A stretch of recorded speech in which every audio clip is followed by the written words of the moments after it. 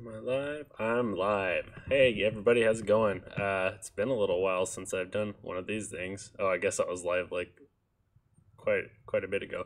Anyway, yeah, just here to do a little unboxing video. I don't even think I'm completely prepared for this, honestly, but I'm gonna roll the intro real quick and then we'll be right into it. So, that should have done something and it didn't. All right, we're not doing that. There we go.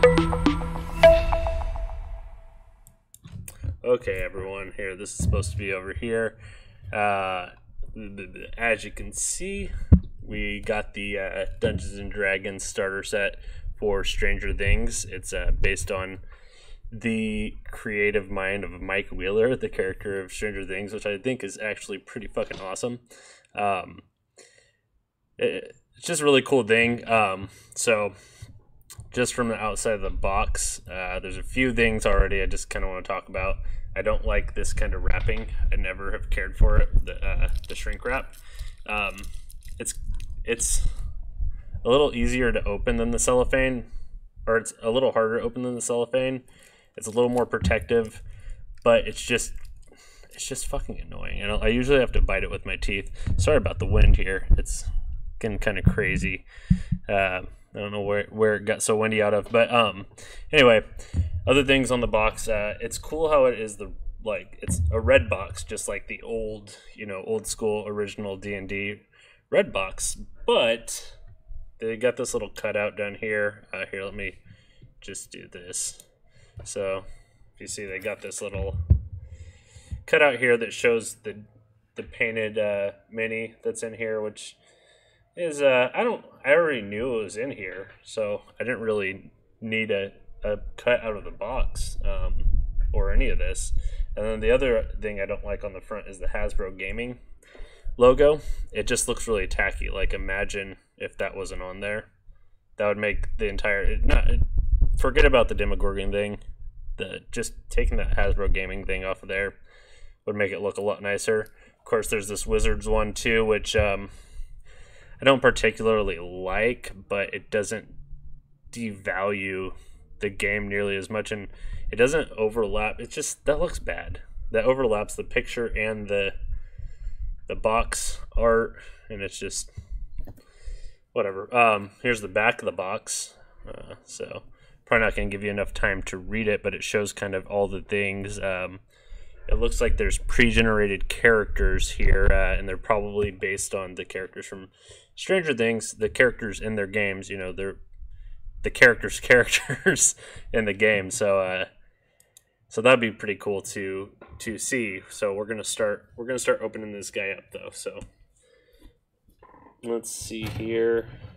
Oh, let me switch over to the YouTube side. I should have done a double screen for this, but we're gonna. Okay, no one's saying anything, so that's good. Can I pop out the chat? Is that a thing I can do? I don't think you can pop out the chat. Oh, there we go. Pop out chat. Perfect. Okay, that's popped out. Now I can do this, and I can just bring up the pop out chat on top, which awesome. Okay. Let's start opening this guy. I just got my keys here because I forgot to bring a razor blade with me. So I'm gonna try to be really careful about this. And you know what? Let's see here. Let's see if I can just dig in with my meaty little claws here. There we go. There we go. Alrighty. Okay. Ooh. Right off. That peeled right off of there. So, box is a little shinier than preferred, but whatever.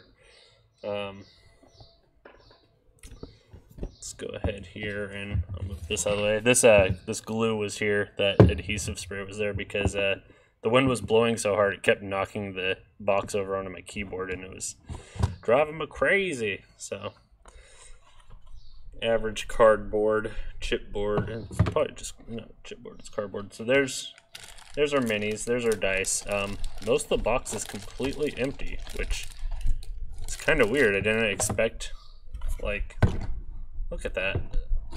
And so, oh, there's the, sorry if you guys didn't see, there's our minis, and there's our dice, which for some reason it comes with 6 dice, and it doesn't have the percentile. It's just got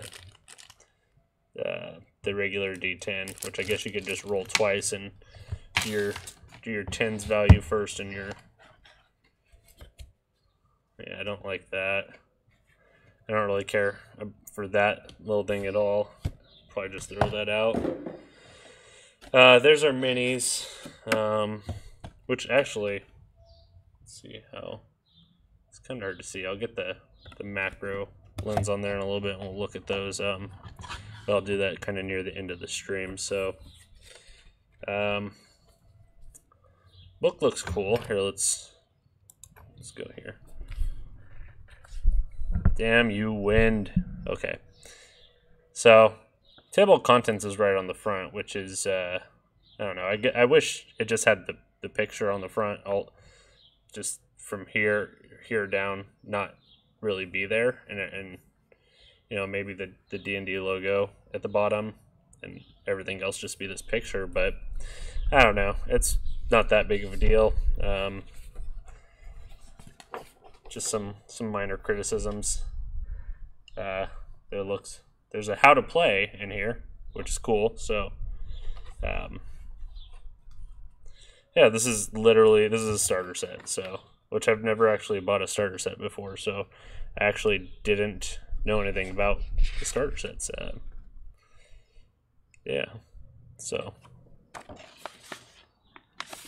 I don't know how well you can see that art. Well, it's a picture. It looks like kobolds. No, those probably lizard folk. Some lizard folk and some heroes, and it looks like they're in a combat. Let's see. So core rules, 6 abilities. So yeah, this is stuff, you know, I'm not really going to need because I know how to play the game. So, combat rules. So this is not to play the story of Stranger Things. This is an adventure. This is the adventure that Mike here came up with for his friends to play, which is pretty freaking neat. I don't know. So, yeah, more rules. Just there's so much in rule. Like it's a mini player's handbook. There's spell casting. Yeah, like how much of this is actually the adventure? Oh, this is all rules. Starter set rule book. Okay, well that's cool. I like how they use the pictures from. So this is basically the free version rules, and it looks like you got some different stuff, some different monsters available since you know, obviously, the monsters they give you in the free version, whatever it's called. I can't think of the name of it right now, but probably wouldn't fit. You know, they probably don't have a Demogorgon. But yeah, the Demogorgon in this is only a challenge 4, so that's probably not even our main boss, because I think this is for characters to level up to 5. That's usually what the starter sets kind of do. I'm not saying anything that says what levels it's for, but hey, you know, whatever. Players. So that's our rule book. It's pretty thick for a little starter set rule book. It's got not new spells, but it's got you know, spells that will fit the. It's got some spells that will fit into the world for this game. And then here is our adventure book. Here, let's check this out. Over here, Hunt for the Thessalhydra, or Thessalhydra, a D&D campaign by Mike Wheeler. And Mike Wheeler apparently is fucking stupid and does not know how to spell his own name or something. I don't know what. I don't know what they were thinking with that. Why is the E? Look at this stupid ass E right here. Okay, but I mean that's kind of cool. It looks like a kid's drawing of, you know, I guess the M is for his name, but it's on some grid paper. I think it's kind of cool looking.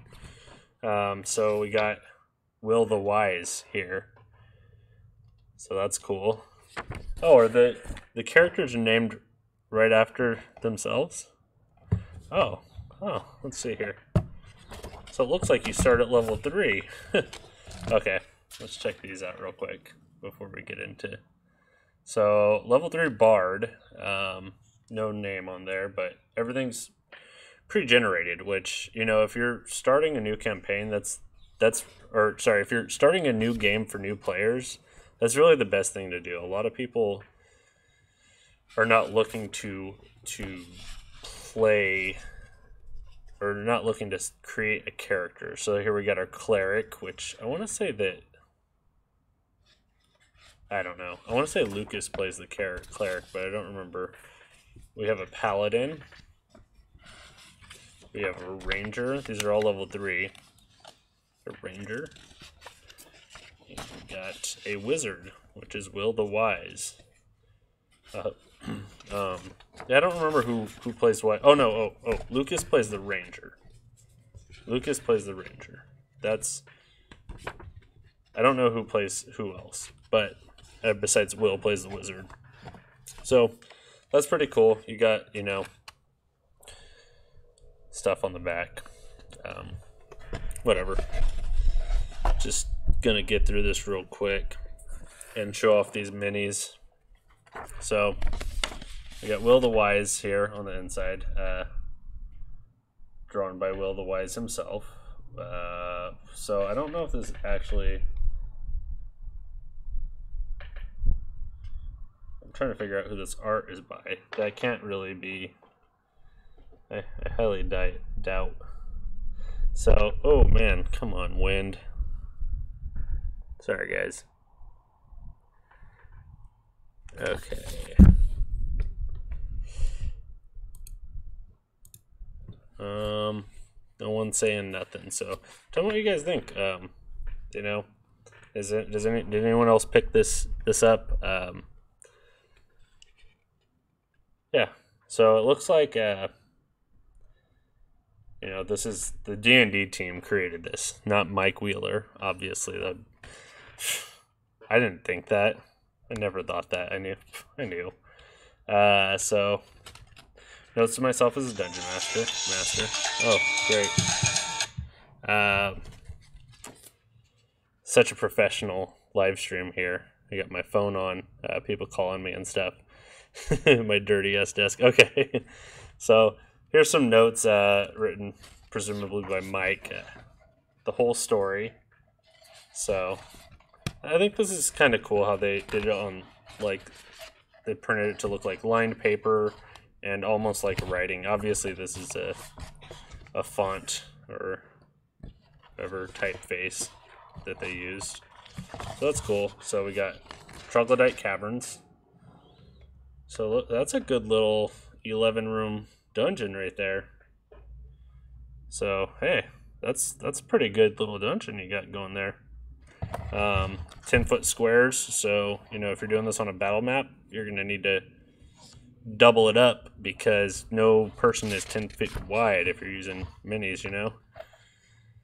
So there's our room descriptions. Then we have the Cursed Labyrinth. Ooh. Oh, the Cursed Labyrinth. Seems like a normal maze with twisting, turning hallways that intersect, but there's no solution to this maze. Its path is completely random, and if you turn around, you retrace your steps. You find that the path has changed behind you. I ran a Torchbearer game like with a forest that was like this. So it wasn't a D20 roll. What it was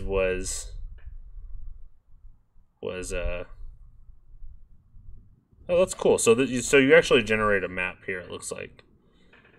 So mine was actually, and I don't know why I'm really getting into this, but you're in a forest, and there's like, I want to say like 5 or 6 different landmarks, and so there was a a connecting chain.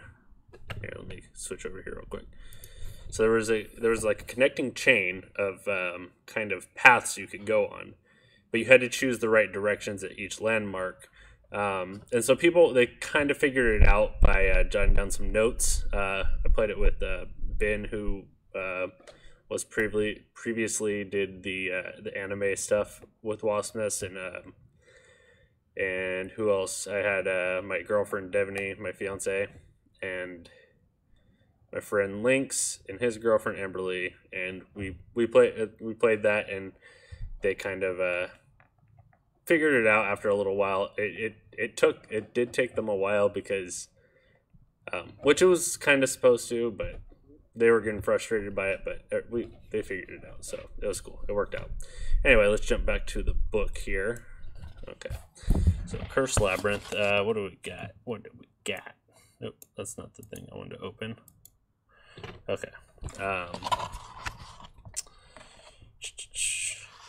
Yeah, so this is just a major or a dungeon generator. So special encounters you can generate. The Lost Night. So this is a new chapter. It looks like after you get out of.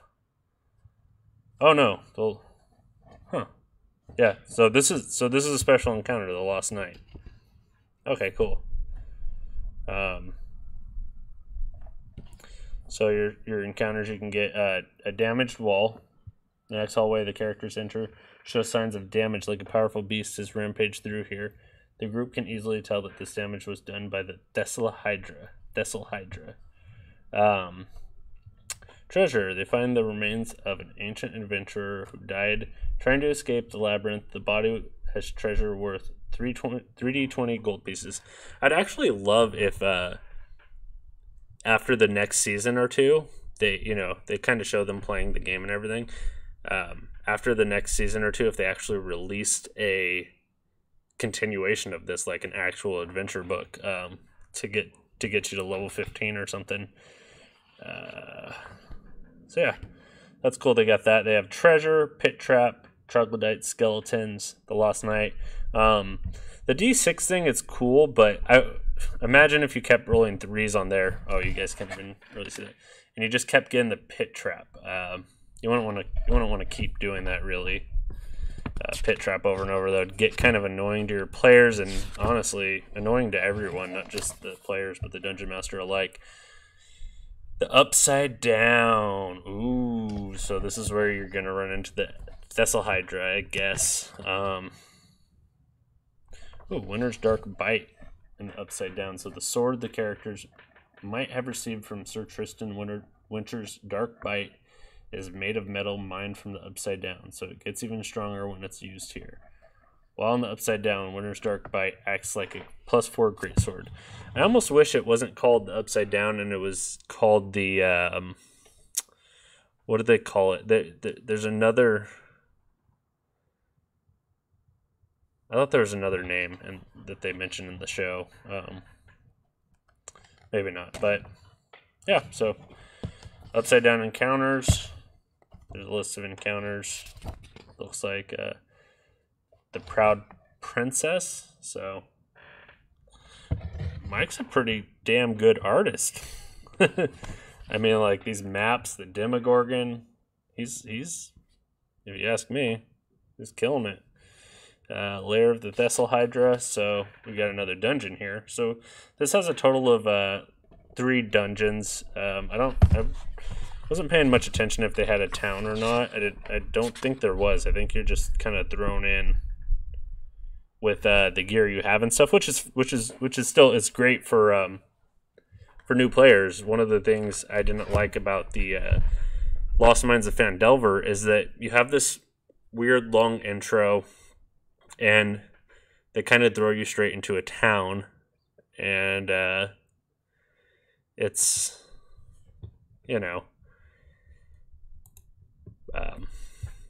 it's okay. Like, the town has a lot of stuff going on. Well, I mean, for a small low mining encampment, has kind of a lot of stuff going on for new players to kind of explore.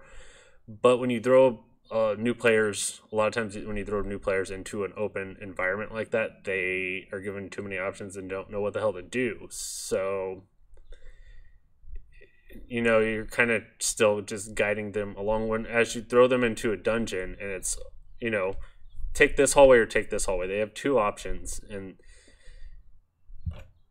that's basically it. And it's a lot easier than trying to set them free in an open world. And then some players knew when they're new, like one of my groups, I threw them into a whole new open world, but I kind of had an idea of the direction I want to go in, and they took the open world thing to just go off and kind of like we never even did the first main adventure that I had planned and I pretty much spent the entire first session improvising, and it was a lot of fun. Don't get me wrong, but we didn't actually do what I kind of had planned. So I kind of wasted probably like 4 or 5 hours designing a dungeon. But since I set them in, and one of my friends was like, "Oh, we can do anything," he was really excited about that. So some new players like that kind of thing. That's the main message. So let's get back to this book here. All right, so Lair of the Thessalhydra. Looks pretty cool.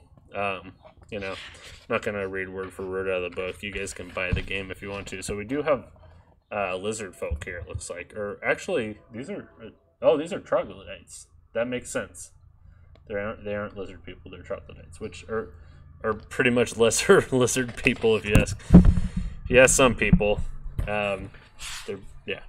But actually, troglodytes are pretty tough too. I don't know, I haven't ran them in 5th edition, but if I'm not mistaken, troglodytes are pretty tough. They are a little harder than like a goblin or kobold or whatever you got there. And there you get your Thessalhydra. So that's pretty cool. I like the art of the Thessalhydra. I don't even know does anyone know is the Thessalhydra is that an older monster or something? Definitely haven't seen it in the 5th edition monster manual, but conclusion. So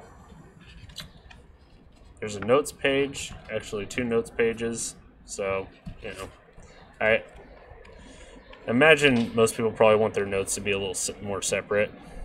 But here, let's do something here real quick. Okay. I'm going to show off these minis in detail.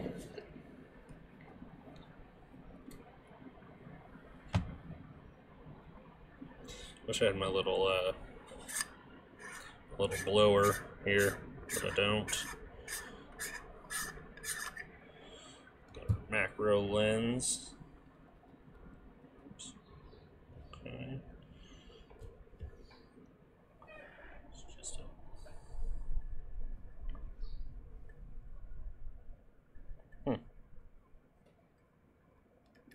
There we go.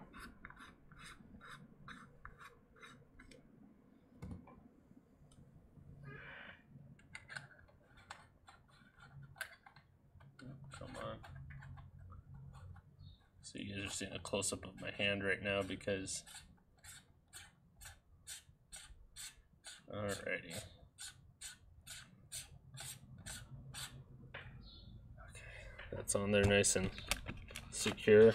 Well, these are soft plastic, so they're very flexible, you can see, kind of.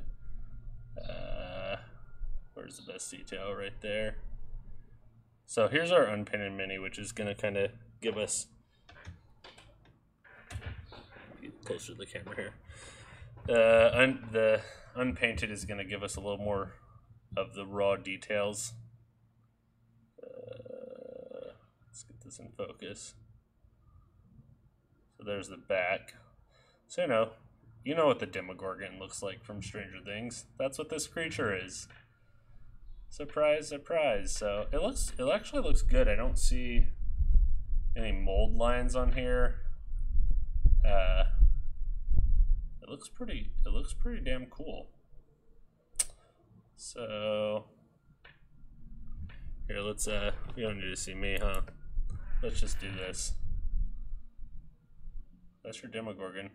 The fingers look like they're kind of conjoined, which, whatever. You can see a little mold line down on his fingers here. And obviously the quality could vary by the box. I pre-ordered this a long time ago. So, I mean, they might kind of start shitting them out and trying to, if this is a really popular product, which, I'm not talking in the mic at all. Being Stranger Things, I feel like this is going to be a pretty popular thing. If you like Dungeons & Dragons and you like the show Stranger Things, here's our painted one, and side by side, you'll see that they did do like a little bit of a red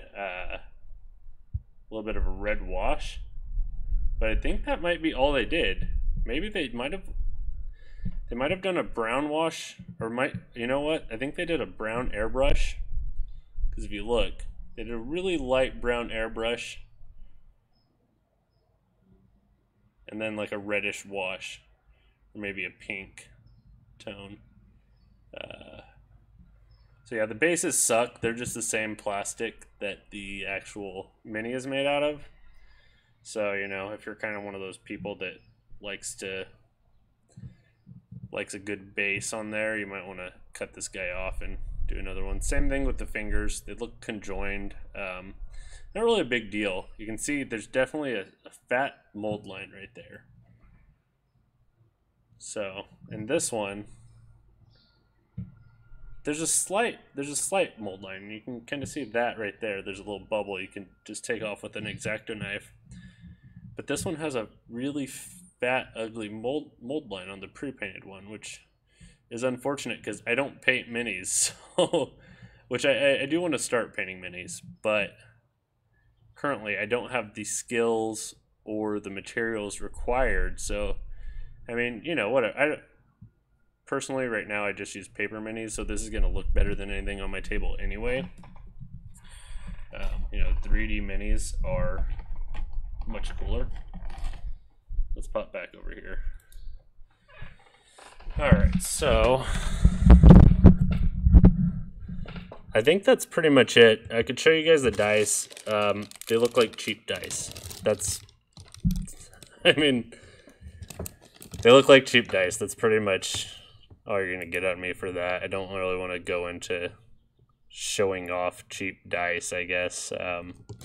But yeah, that's going to be our stream for today. I just wanted to kind of show this off. I think it's pretty fucking awesome. Overall, it's a really cool product. I think I should have linked to it in the description, but I totally spaced on that. But you can buy it on Amazon.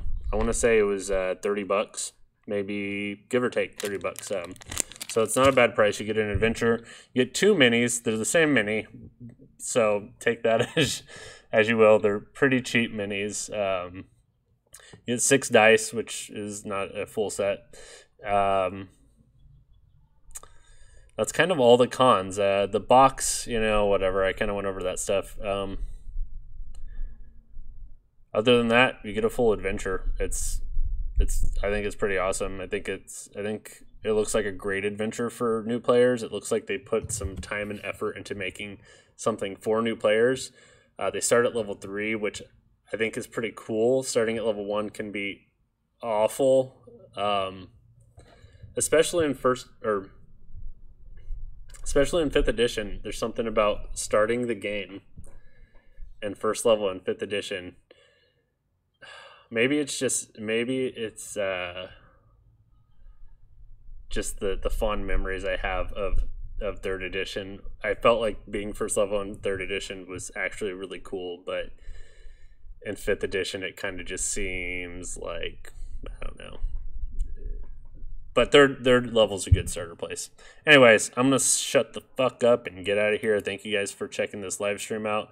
I'll be back doing a live stream tomorrow again. It's gonna be the regular board game stuff, so hope you guys tune in for that. I'll see you tomorrow. Peace.